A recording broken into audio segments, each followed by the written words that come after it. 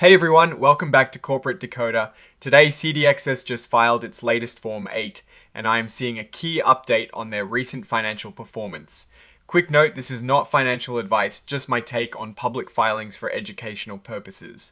The company shared its financial results for the most recent quarter. And while it is not a deep dive into numbers, it tells us when they announced their performance. So, on the 11th of August 2026, Codexis Incorporated announced how they did in the quarter that ended on the 30th of June of that year.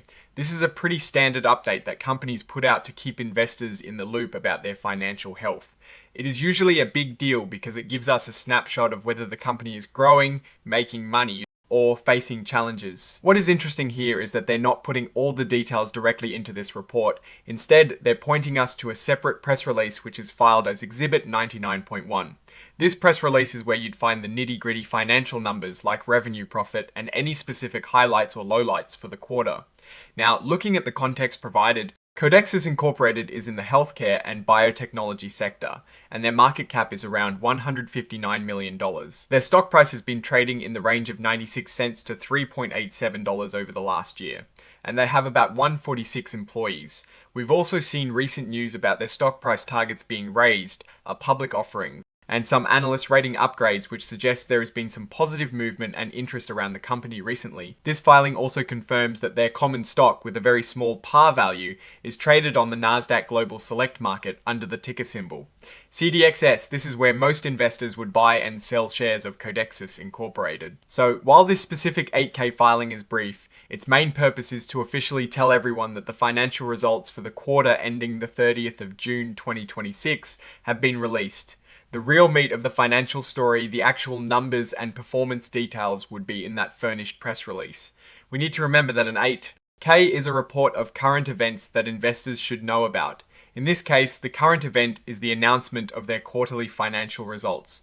Companies typically do this to be transparent and ensure all investors have access to the same information at the same time, which is a key principle in the stock market. This is the exhibit I mentioned earlier. If you were to look at this press release, you'd find the actual numbers that tell the story of how Codexis Incorporated performed financially.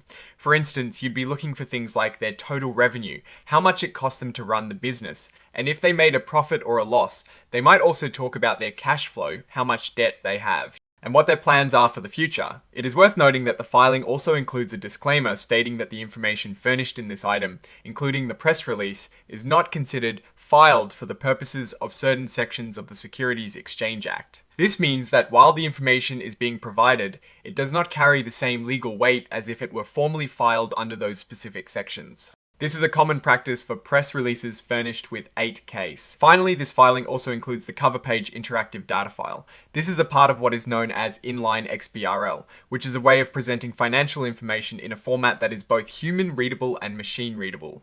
It allows for easier analysis of financial data by investors and regulators. Overall, this 8K filing serves as a notification that Codexis Incorporated has shared its latest financial results.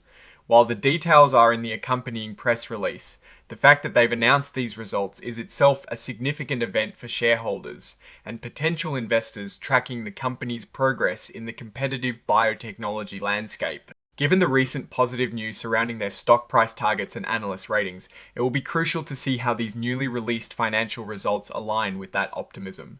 Oh, and the research tools I actually use are linked in the description. They help keep this channel going. That is my take. Stay decoded. If this analysis was valuable, hitting that like button really helps. And subscribe for more deep dives. Don't forget to check out the Discord in the description.